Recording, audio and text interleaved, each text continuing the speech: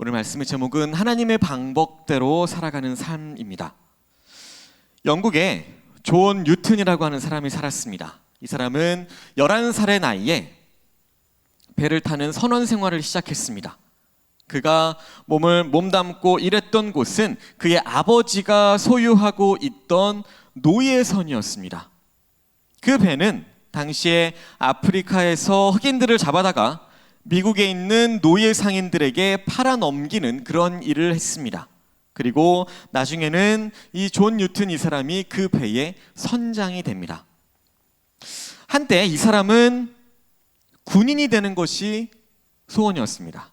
그래서 영국 해군에 입대를 했었습니다. 하지만 잘 적응하지 못하고 많은 무리를 일으키면서 결국에는 그 배의 함장에 의해서 노예로 팔려서 아프리카에서 15개월 동안 노예 생활을 하기도 했습니다. 1748년 3월 10일에 그는 배를 타고 아프리카에서 영국으로 건너가고 있었습니다. 그런데 가던 도중에 큰 폭풍우를 만나게 됩니다. 생사의 고비에 서게 된 이 존 뉴튼은 그때 나 자신은 요나와 같았다라고 고백합니다. 그러면서 영적으로 깊은 회심을 경험하게 됩니다.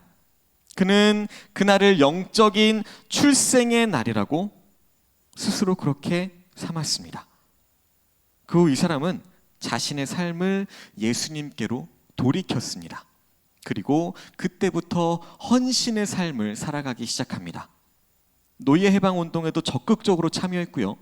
남은 삶을 오직 예수 그리스도를 위해서 헌신하는 삶을 사는 데에 그는 모든 것을 투자했습니다. 그는 인생 말년에 이런 고백을 합니다.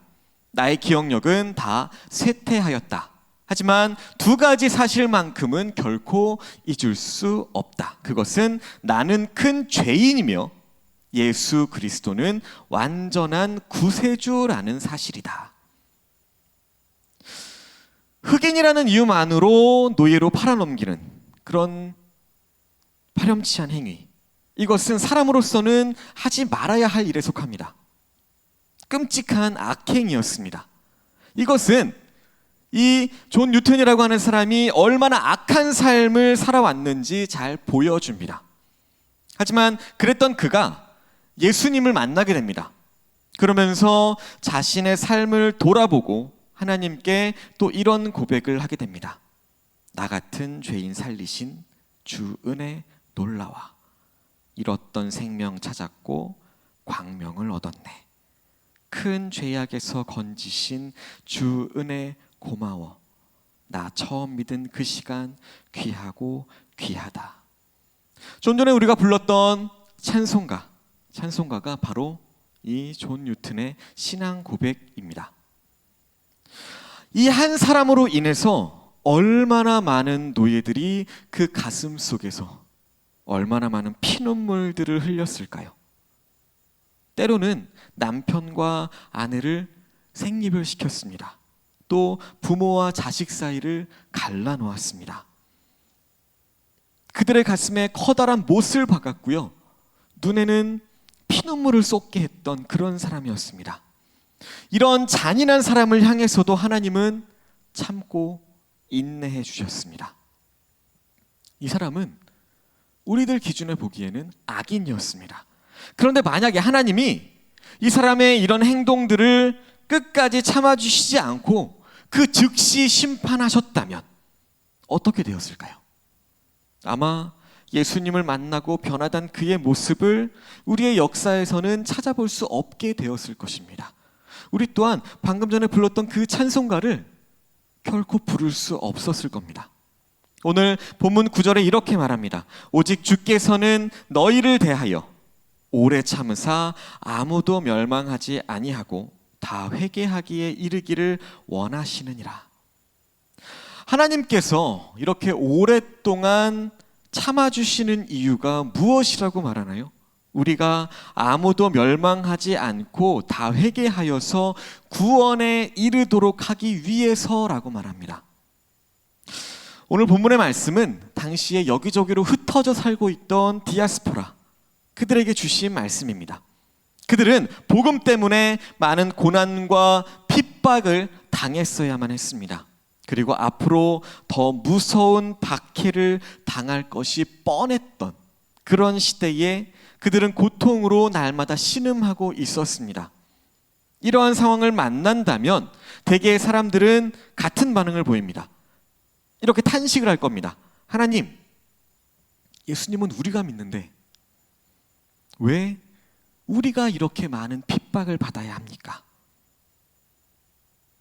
왜 예수님을 믿지 않는 저들은 그냥 내버려 두십니까? 왜 예수 믿지 않는 저들을 심판하지 않으십니까?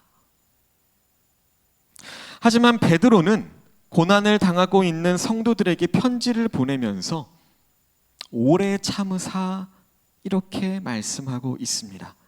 하나님에 대해서 베드로는 하나님은 오랫동안 참아주시는 분이시다라고 우리에게 말씀을 통해서 설명해 주고 있습니다. 한 번 참는 것, 이것은 마음만 먹는다면 그렇게 크게 어렵지 않을 겁니다. 2번 참는 것, 이것은 어쩌면 좀 어려울 수 있습니다. 3번 참는 것, 이건 당연히 더 어렵겠죠. 하지만 그것 이상으로 오랫동안 참는다는 것, 결코 쉬운 일이 아닐 겁니다. 그럼에도 불구하고 오랫동안 참을 수 있는 원동력, 그 힘이 어디에 있을까요? 거기에는 분명히 어떠한 힘이 작용하고 있기 때문입니다. 그 힘이 과연 무엇이냐는 겁니다. 먼저는 우리를 사랑하지 않으면 오랫동안 참을 수 없습니다. 바꿔 말하면 하나님께서 우리를 사랑하시기 때문에 오랫동안 참을 수가 있다는 것입니다. 예수님이 우리를 위해서 오랫동안 참아주시지 않았다면 우리는 어떻게 되었을까요? 아마 죽어도 수백 번, 수천 번은 더 죽었을 겁니다. 스페인에서 어느 검사가 35살 먹은 피고인에게 이런 판결을 내렸답니다. 그 피고인이 저지른 범죄의 수가 93가지였답니다. 그 범죄를 계산해서 징역 1023년을 구형했답니다. 그 내용을 보고 생각을 해봤습니다. 예수님이 나를 정말 은혜로 구원해 주셨구나. 총 93번의 죄를 범한 죄인에게 1023년의 형을 구형했다면 내 자신을 돌아볼 때 나는 과연 몇 년형을 받을 것인가? 과연 내가 하나님 앞에 지은 죄가 93가지보다 적을 것인가 많을 것인가? 당연히 우리는 사형에 해당되는 그 정도 급에 해당되는 중죄인임이 분명합니다. 죽었어도 벌써 죽었어야 합니다. 예전에 혹시 그 포청천 그 드라마 보셨나요? 거기에서 제일 시원하고 박력 있던 장면이 나오죠. 마지막에 이제 판결을 할 때 포청천이 그 위에 앉아서인가요? 이렇게 한쪽 손으로 옷깃을 잡고 앞에 꽂혀 있던 걸 잡고 던집니다. 던지면서 외치죠. 뭐라고 외치나요? 개작두를 대령해라. 우리는 마치 그 장면에 그 앞에 엎드려 있는 죄인처럼 하나님 앞에 엎드려 있었어야 합니다. 그런데 하나님께서는 우리에게 그런 판결을 내려주시지 않으셨습니다. 우리에게 사형을 구형하지 않으시고 끝까지 기다려주셨습니다. 우리에게 회개할 수 있는 시간을 주시고 다시 시작할 수 있는 기회를 주셨습니다. 시편 144편 3절에 보시면 하나님의 은혜를 이렇게 표현합니다. 여호와여, 사람이 무엇이기에 주께서 그를 알아주시며 인생이 무엇이기에 그를 생각하시나이까. 하나님께서는 흑인들을 노예로 팔던 뉴튼을 기다려주셨습니다. 또한 저 같은 죄인을 기다려주셨습니다. 하나님께서 그렇게 하셨다는 것은 다 우리를 사랑하시기 때문에 참고 기다려주셨다는 겁니다. 이러한 사실을 생각하면서 하나님께 늘 감사하는 저와 여러분들 되시길 소망합니다. 또 10절에 보시면 그러나 주의 날이 도둑같이 오리니 그날에는 하늘이 큰 소리로 떠나가고 물질이 뜨거운 불에 풀어지고 땅과 그 중에 있는 모든 일이 드러나리로다 라고 말합니다. 마지막 심판의 날에는 뜨거운 불에 모든 것이 심판을 받게 된다고 말합니다. 이런 하나님의 무서운 심판 앞에서 어떤 죄인이 살아날 수 있을까요? 저 같은 죄인은 아마 살아남지도 못할 겁니다. 그래서 하나님은 그런 우리로 하여금 죄를 회개할 수 있는 시간을 주시고 또 믿음으로 구원받을 수 있는 기회를 주시기 위해서 지금까지 참아주시고 기다려주셨음을 생각하면서 항상 감사하는 성도들이 되시기를 소망합니다. 두 번째로, 우리에게 뭔가를 기대하시기 때문에 오랫동안 참을 수 있는 것입니다. 농부의 기다림을 보면 어떤가요? 추수할 열매를 그 농부가 기대하기 때문에 모든 것을 참고 기다리는 것입니다. 시련을 당한 사람들 중에도 절망하면서 쓰러지는 사람들이 있는가 하면 끝까지 참고 기다리며 인내하는 사람이 있습니다. 내일에 대한 소망이 없고 기대할 것이 없는 사람은 결국 포기하게 됩니다. 하지만 내일에 대한 꿈과 소망이 있는 사람, 이러한 사람은 끝까지 참고 견뎌낸다는 것입니다. 한마디로 내일을 생각하면서 오늘의 시련을 참고 인내한다는 것입니다. 로마서 2장 4절과 3장 25절에 보시면 하나님은 참으시되 길이 참으시는 분이시다라고 말합니다. 하나님께서 우리를 길이 참아주시고 기다려주시는 이유가 있습니다. 우리에게 열매를 기대하시기 때문입니다. 본문 9절에 보시면 오래 참으사 아무도 멸망하지 아니하고 다 회개하기에 이르기를 원하시느니라 라고 말합니다. 하나님의 마음에 어떤 간절한 바람이 있느냐 하면 한 사람도 멸망당하지 않고 다 회개하고 구원에 이르기를 바라는 마음으로 하나님께서는 지금도 참고 기다리신다는 것입니다. 사울이 회심해서 바울이 되었습니다. 그런데 그 회심하기 이전에 사울이 누구의 죽음에 관여했나요? 스데반 집사를 돌로 쳐서 죽이는 일에 앞장섰던 사람입니다. 그런 바울이 교회를 잔멸했다라고 8장 3절에 사도행전 8장 3절에 그렇게 말합니다. 남녀노소를 막론하고 예수님 믿는 사람 누구든 다 잡아들였습니다. 하나님의 입장에서 본다면 이 사울 얼마나 큰 죄인인가요? 그럼에도 불구하고 하나님은 그러한 사울도 바울로 회심하게 만드셨고 끝까지 참고 기다려 주셨습니다. 하나님께서는 나를 당장이라도 심판하실 수 있습니다. 하지만 그럼에도 참고 기다려 주십니다. 그 이유가 무엇일까요? 나를 통해서 하나님께서 영광을 받으시고 나를 통해서 맺어질 열매를 기대하시기 때문에 하나님께서는 끝까지 참고 기다려 주시는 것입니다. 다윗의 모습은 또 어땠나요? 다윗은 나라를 위해서 목숨까지 바쳤던 그 장군 우리아로부터 아내를 빼앗았습니다. 그걸로 끝나지 않았습니다. 우리아를 전쟁의 최전방에 보내서 죽게 만들었습니다. 어찌 보면 다윗은 가장 용맹한 장군을 죽게 만들었습니다. 죽어도 할 말이 없는 그런 나라에 대한 죄인입니다. 그럼에도 불구하고 하나님이 그런 다윗에 대해서 끝까지 참아주셨습니다. 그에게 회개할 기회와 시간을 주셨습니다. 그 이유는 하나님께서 다윗을 너무나도 사랑하셨기 때문입니다. 예수님의 제자들은 어땠나요? 그들이 어떻게 했나요? 예수님께서 십자가에 못 박혀 죽으셨을 때에 자신만 살겠다고 다 뿔뿔이 흩어지고 도망쳤던 죄인들입니다. 우리가 예수님이었다면 얼마나 괘씸해 보였을까요? 예수님을 향해서 나는 예수님을 모른다라고 저주까지 퍼부었던 제자들이었습니다. 로마 군인들은 예수님의 손과 발에 못을 박았습니다. 하지만 3년 동안 같이 동고동락했던 제자들은 예수님의 가슴에 못을 박았던 사람들이었습니다. 그런데도 하나님은 끝까지 참고 기다려 주셨다는 것입니다. 왜요? 그들을 통해 하나님께서 이루실 그 무언가를 기대하셨기 때문이란 겁니다. 세 번째로, 이러한 사람이 되라고 오랫동안 참아주셨다는 겁니다. 오늘 11절에 보시면 너희가 어떠한 사람이 되어야 마땅하냐라고 묻습니다.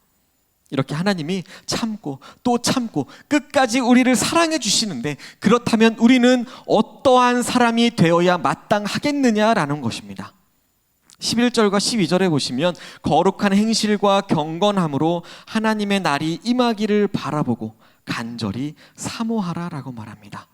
천국에 대한 소망을 가지고 지금의 어려움을 잘 견뎌나가면서 살아라 하는 것입니다. 하나님이 오랫동안 참아주셨으니까 이제 너희들도 오랫동안 참아줄 수 있는 성도들이 되거라 하는 그런 말씀입니다. 시편 37편 7절에 보시면 여호와 앞에 잠잠하고 참고 기다리라. 자기 길이 형통하며 악한 꾀를 이루는 자 때문에 불평하지 말지어다 라고 말합니다. 영국을 복음으로 물들였던 존 웨슬리라는 전도자가 있습니다. 이 사람은 어렸을 때는 그렇게 머리가 뛰어나지 않았던 것 같습니다. 뭔가 궁금한 것이 있으면 어머니에게 질문을 했답니다. 그런데 이 질문이 한두 번에서 끝나는 것이 아니라 10번이고 20번이고 계속해서 질문했답니다. 다른 애들 같으면 두세 번 가르치면 되는 것, 그걸 가지고 정말 사소한 건데도 20번씩 10번씩 질문하는 그런 아이를 보면 짜증이 날 수 있습니다. 그런데 이 어머니는 똑같은 질문을 10번 하든 20번 하든 끝까지, 그것도 자상하게 대답을 해주었다고 합니다. 그것을 지켜보던 아버지가 너무나도 답답해서 자기 아내에게 이렇게 말합니다. 당신은 어떻게 그렇게 똑같은 말로 자상하게 대답을 할 수 있습니까? 얼마나 답답했으면 자기 아들인데도 그렇게 아내에게 물어봤을까요? 하지만 이 웨슬리의 어머니는 아들을 사랑했기 때문에 그 아들이 나중에 훌륭한 사람이 되기를 바라는 마음으로 끝까지 참고 인내하면서 사랑으로 가르쳤다는 겁니다. 그런 어머니 밑에서 교육을 받았던 이 웨슬리가 결국에는 역사에 길이 남는 위대한 전도자가 될 수 있었다는 겁니다. 기다림 속에는 희망이 있습니다. 내가 기다려주면 이 아이가 점차 나아져서 하나님께 쓰임받는 훌륭한 사람이 된다. 이런 희망을 가지고 참아주고 기다려주라는 겁니다. 기다림 속에는 또한 위로가 있습니다. 괜찮아. 지금은 잘 몰라서 그래. 그러니까 절대로 용기를 잃지 말아라라고 하면서 기다려주는 것. 이것이 바로 사랑입니다. 기다림 속에는 또한 믿음이 있습니다. 넌 할 수 있어. 그래, 할 수 있어. 너는 반드시 그렇게 될 거야. 이런 마음이 바로 저와 여러분들을 향한 하나님의 마음이라고 하는 것입니다. 이 사실을 확실하게 믿으시기를 소망합니다. 어쩌면 우리도 이 웨슬리의 아버지의 말처럼 듣고도 깨닫지 못하는 어리석은 성도일지도 모릅니다. 하지만 하나님은 나같이 부족하고 어리석은 죄인을 위해서 끝까지 참아주시고 기다려주신다는 것입니다. 얼마나 감사한 일인가요? 이사야 55장 8절에서 9절에 보시면 이는 내 생각이 너희의 생각과 다르며 내 길은 너희의 길과 다름이니라. 여호와의 말씀이니라. 이는 하늘이 땅보다 높음같이 내 길은 너희의 길보다 높으며 내 생각은 너희의 생각보다 높음이니라 라고 했습니다. 하나님의 생각은 우리의 생각과는 완전하게 다르다는 것입니다. 하나님의 길이 우리의 길과는 완전히 다르다는 것입니다. 그래서 하나님을 믿는 성도라면 내 생각과는 다르지만 하나님의 생각을 선택하고 그 길을 순종하면서 걸어갈 때에 우리가 반드시 승리하게 된다는 사실입니다. 우리가 절대로 잊지 말아야 할 사실이 있습니다. 그것이 뭔가요? 8절 말씀입니다. 하나님께는 하루가 1000년 같고 1000년이 하루 같다라는 말씀입니다. 이 말씀은 하나님의 시간 개념과 우리의 시간 개념이 다르다는 것입니다. 우리의 시간에는 어떠한 것들이 있나요? 첫 번째는 물리적인 시간, 또 심리적인 시간, 또 영적인 하나님의 시간이 있습니다. 주일이 지나고 한 달이 지나고 1년이 지나가는 것, 이것을 우리는 물리적인 시간이라고 볼 수 있습니다. 하지만 똑같이 흘러가는 시간이라고 할지라도 내가 힘들고 어려울 때는 1시간이 10시간, 아니 10년처럼 느껴질 때가 있습니다. 반면에 내가 지금 기분이 너무 좋고 신난다면 너무 빠르게 순식간에 시간이 지나가 버립니다. 이것을 우리는 심리적인 시간이라고 부를 수 있습니다. 마지막으로 하나님의 시간입니다. 죄인이 회개하고 돌아오기를 오랫동안 참고 기다려 주신다는 것입니다. 죄를 지을 때마다 바로바로 심판하시지 않습니다. 절대로 포기하시지 않습니다. 1000년을 하루같이 기다려 주십니다. 그런데 어떤 사람들은 그것을 가지고, 하나님께서 그렇게 기다려 주시는 것을 가지고 더디다라고 말합니다. 재림도 없고 심판도 없다 이러면서 부정을 합니다. 하지만 그것이 더딘 건가요? 없는 건가요? 단지 하나님이 우리를 위해서 오랫동안 참고 기다려 주시는 것입니다. 이것을 1000년이 하루 같다라고 표현하고 있는 겁니다. 또한 그리스도인들이 믿음을 지키면서 고난을 당합니다. 감옥에도 들어가고요, 사형장에도 끌려갑니다. 그럴 때 나타나는 하나님의 시간을 하루가 1000년 같다라고 표현합니다. 바로 여기에 하나님의 긍휼하심과 신실하심이 들어있습니다. 8절 말씀 다시 한번 읽겠습니다. 사랑하는 자들아, 죽기는 하루가 1000년 같고 1000년이 하루 같은 이 한 가지를 잊지 말라. 이 말씀은 하나님의 마음이 어떠한가, 이거를 우리에게 잘 보여주는 말씀입니다. 우리는 하나님께서 하루를 1000년처럼 여기신다는 사실을 알고 있어야 합니다.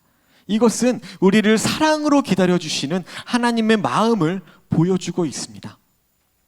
죄인이 회개하기를 기다려주시는 하나님의 마음입니다. 탕자의 비유에 나왔던 그 아버지의 마음입니다. 또한 우리가 믿고 순종하는 이 하루를 마치 1000년의 시간처럼 여겨주십니다. 이것은 하나님께서 양보다 질을 보신다는 것입니다. 처음으로 살인을 저질렀던 그 가인이 아무리 오래 산다고 한들 하나님 앞에서 어떠한 의미가 있을까요? 아브라함이 모리아산에 올라가서 하나뿐인 아들 이삭을 번제물로 드릴 때에 믿음과 순종으로 드렸습니다. 바로 그 순간을 하나님께서는 1000년보다 더 귀한 시간으로 인정해 주신다는 것입니다. 어떤 사람들은 중요한 일이 일어나면 움직이는 시계를 잠깐 멈춘다고 합니다. 이유가 뭘까요? 그 순간이 너무나도 그들에게 중요하기 때문입니다. 그 순간의 의미는 1000년보다도 더 값진 시간이기 때문입니다. 사랑하는 연인들이 이런 얘기들을 하죠. 어떤 순간에 시간이 그냥 이대로 멈췄으면 좋겠다. 뿐만 아니라 이 말씀은 하루에도 1000년 동안 할 수 있는 일들을 다 이루시는 하나님이심을 우리에게 보여주는 것입니다. 예수님이 십자가에 못 박히셔서 돌아가실 때의 그 시간들은 수천 년 동안 진행되어 온 하나님의 구속의 역사가 이루어지는 순간이었습니다.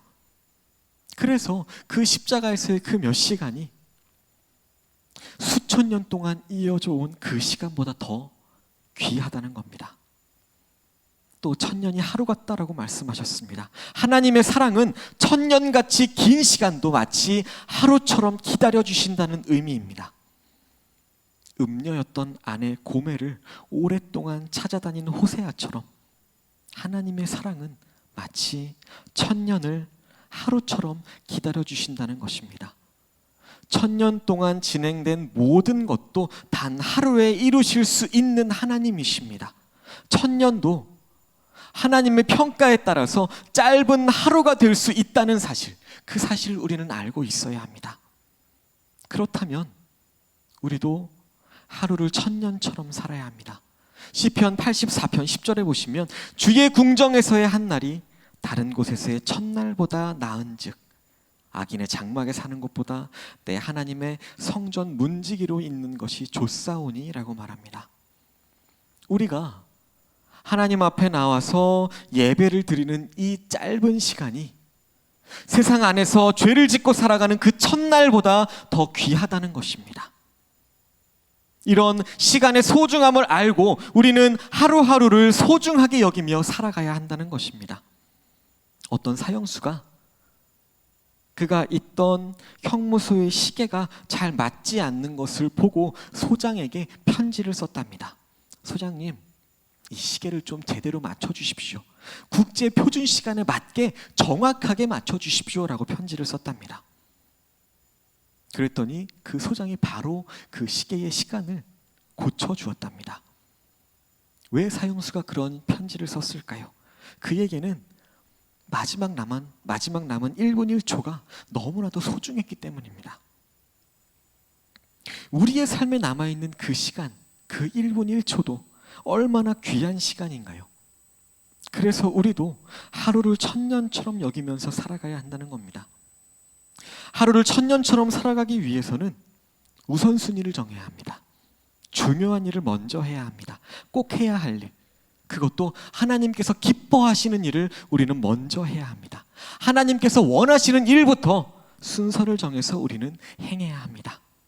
이것저것 우왕좌왕 그렇게 시간을 허비하면 그냥 1분 1초 허비하게 되는 것입니다. 또 작은 시간이라도 소홀히 여기지 말아야 합니다. 우리에게 주어진 그 짜투리 시간까지도 귀하게 여기고 잘 사용하는 자세가 우리에게 필요합니다. 또 한 가지는 집중해야 한다는 겁니다. 예수님께서는 세상에서의 모든 삶을 십자가를 지시는 일에 집중하셨습니다. 십자가를 향해서 한 걸음 한 걸음 나아가는 삶을 살아가셨습니다. 예수님의 삶의 목표가 무엇이었나요? 십자가에 못 박히시는 것이었습니다. 예수님에게 있어서 최고의 성공은 십자가를 지시는 것이었습니다. 바울은 믿지 않는 사람들, 이방 나라들에 대한 선교에 집중했습니다. 베드로는 유대인을 향한 전도에 집중했습니다. 이렇게 저와 여러분들도 내가 꼭 해야 될 일이 있다면 그 일에 집중하시기를 소망합니다. 하나님이 나에게 주신 그 하루를 천년처럼 살아갈 수 있기를 소망합니다. 나에게 오늘 하루밖에 없다고 생각하면서 하루하루를 정말 귀하게 살아가시기를 소망합니다. 우리는 천년을 또 하루처럼 살아가야 합니다. 오늘 9절 말씀입니다. 주의 약속은 어떤 이들이 더디다고 생각하는 것 같이 더딘 것이 아니라 오직 주께서는 너희를 대하여 오래 참으사 아무도 멸망하지 아니하고 다 회개하기에 이르기를 원하시느니라. 이것은 우리가 예수님의 그 약속을 기다리는 데 있어서 천년처럼 긴 시간도 마치 하루인 것처럼 생각하면서 기다리라고 하는 말씀입니다. 아브라함에게 아들이 있을 것이다 라고 말씀하셨습니다. 그런데 이삭을 낳기까지 몇 년을 기다렸을까요? 무려 25년을 기다렸습니다. 그런데 아브라함은 그 25년도 하루처럼 기다렸다는 겁니다. 물로 세상을 심판하시겠다는 그 하나님의 말씀을 들었던 노아, 이 노아는 120년을 하루처럼 생각하면서 방주를 만들었습니다. 120년 동안, 그 긴 시간 동안 노아의 마음이 결코 변하지 않았던 것을 보면 알 수 있습니다. 우리에게도 천년처럼 느껴지는 일들이 너무나도 많이 있습니다. 아무리 기다려도 나아질 기미가 전혀 보이지 않는, 답이 없는 그런 힘든 일들이 우리에게 너무나도 많이 있습니다. 하지만 하나님의 약속은 반드시 이루어집니다. 믿음을 가지고 마치 천년을 하루처럼 여기면서 기다리는 지혜를 저와 여러분들이 반드시 배울 수 있기를 소망합니다. 예수님의 재림이 더디다고 생각하는 것, 이것은 어디까지나 우리 인간의 생각입니다. 예수님의 재림이 늦어지는 이유는 온 인류를 구원하시기 위해서 하나님이 참고 기다리시기 때문입니다. 세상에 있는 사람들의 행위를 보면 어떤가요? 벌써 심판을 받았어야 맞습니다. 지금이라도 심판을 받아서 세상의 역사가 종결되어야 맞습니다. 하지만 그것은 하나님의 사랑을 잘 모르는 우리 인간의 생각입니다. 베드로가 예수님을 잡으려고 온 그 무리들 중에 한 사람 말고의 귀를 칼로 쳐서 떨어뜨렸습니다. 우리가 예수님이었다면 그 베드로의 행동이 얼마나 의롭게 보였을까요? 하지만 그것은 어디까지나 베드로와 저희의 생각입니다. 예수님께서는 뭐라고 말씀하셨나요? 검을 쓰는 자는 검으로 망한다라고 말씀하셨습니다. 그러면서 베드로를 책망하시고 말고의 귀를 고쳐주셨습니다. 이것이 하나님의 방법입니다. 우리들의 시간으로 보지 마시기 바랍니다. 세상의 시간으로 보지 마시기 바랍니다. 사람의 시간으로, 세상적인 기준의 그 시간으로 보지 마시기 바랍니다. 우리에게 가장 중요한 것은 하나님의 시간입니다. 모든 것을 하나님의 시간으로 보시기를 소망합니다. 하나님의 뜻이 이루어지면 우리의 뜻도 이루어지는 것입니다. 내 시간을 보고, 나에게 주어진 그 시간들을 보고 답답해하지 마시기 바랍니다. 세상의 시간을 보고 답답해하지 마시기 바랍니다. 우리에게는 하나님의 시간만이 중요합니다. 때가 되면 반드시 성경대로 이루어질 것이라고 하나님께서는 약속하셨습니다. 하나님의 방법은 사랑입니다. 신앙생활은 그런 하나님의 뜻을 찾는 것이고 하나님의 방법대로 살아가는 것입니다. 내 방법대로 살아가려면 무엇 때문에 시간을 낭비하고 물질을 낭비하면서까지 하나님을 믿고 있을까요? 하나님의 방법이 아니면 절대로 안 되기 때문에 우리가 하나님 앞에 날마다 무릎을 꿇어야 하는 것입니다. 하나님의 방법대로 살아야 우리가 아름다운 인생을 살게 되는 것입니다. 인생을 살다 보면 내 생각에는 이렇게 하는 것이 맞는 것 같은데, 그런 생각과 함께 하나님이 나를 버려두신 것 같은 그런 느낌을 받을 때가 있습니다. 하지만 하나님께서 나를 외면하거나 버리신 것이 절대로 아니라는 겁니다. 어떠한 경우에도 하나님의 사랑은 우리를 떠나지 않습니다. 하나님께서는 내가 나를 포기하고 내가 나를 높이고 나를 주장하던 그 자리에서 두 손을 들고 항복할 때에 하나님의 방법으로 역사해 주십니다. 에스겔 18장 23절에 보시면 주 여호와의 말씀이니라 내가 어찌 악인의 죽는 것을 조금인들 기뻐하랴 그가 돌이켜 그 길에서 떠나 사는 것을 어찌 기뻐하지 아니하겠느냐라고 말합니다. 하나님의 방법이 우리에겐 가장 좋은 방법입니다. 이런 하나님의 방법이 우리의 삶에 선하게 이루어지도록 늘 깨어서 기도하는 성도들이 되시기를 소망합니다. 그런 저와 여러분들에게 하나님의 놀라운 은혜가 항상 함께하게 될 줄로 믿습니다. 이 시간 함께 기도하시겠습니다.